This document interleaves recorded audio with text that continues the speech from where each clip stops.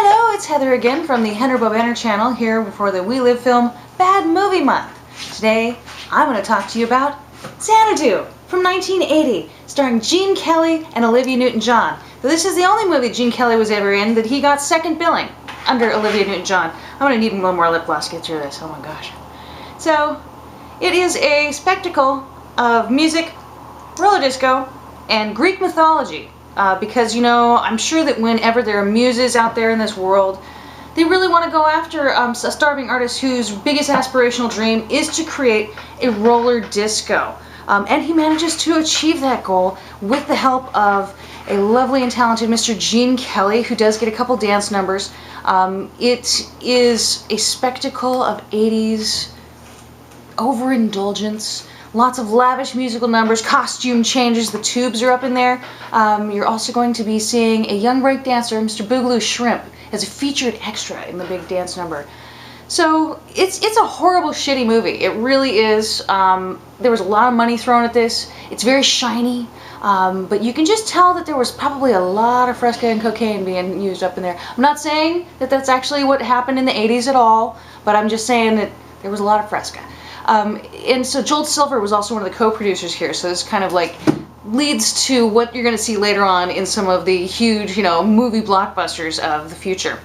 So I would say I've literally seen 10,000 movies that are better than this movie, but I love it. I really do. I love this movie. If you've ever been to a slumber party at my house, you know, maybe when I was 10, maybe when I was 28, you have seen Xanadu. You have sung into a, you know, lip gloss container singing along with me. Or if you've run into me in a store when it comes over the PA system, because I do a whole like musical number down, you know, the housewares aisle. It's something to behold. I haven't gotten thrown out yet. But the album, really great, double gatefold, all the costumes, all the music.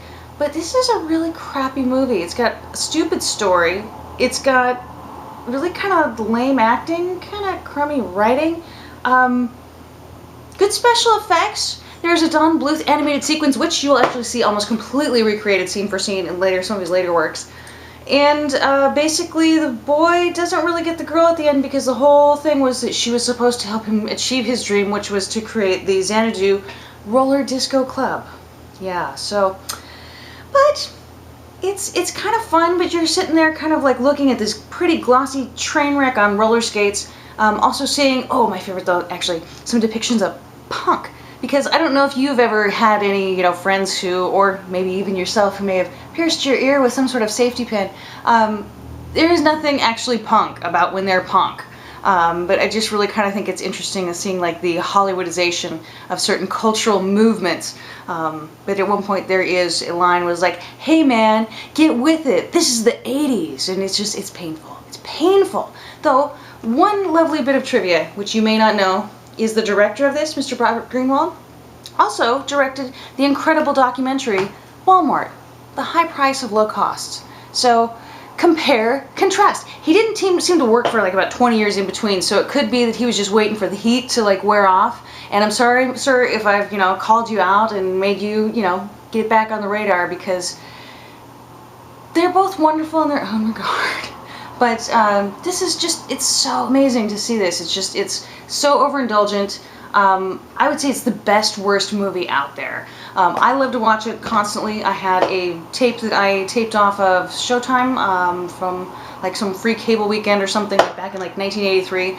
Watched that till it wore out. Then my brother was nice enough to get me an official VHS copy. Watched that till it wore out. And then as soon as this came out on DVD, I got it. And if it comes out on Blu-ray, I'm going to get that too. And if I find it like on Laserdisc at a garage sale, I'm getting that too.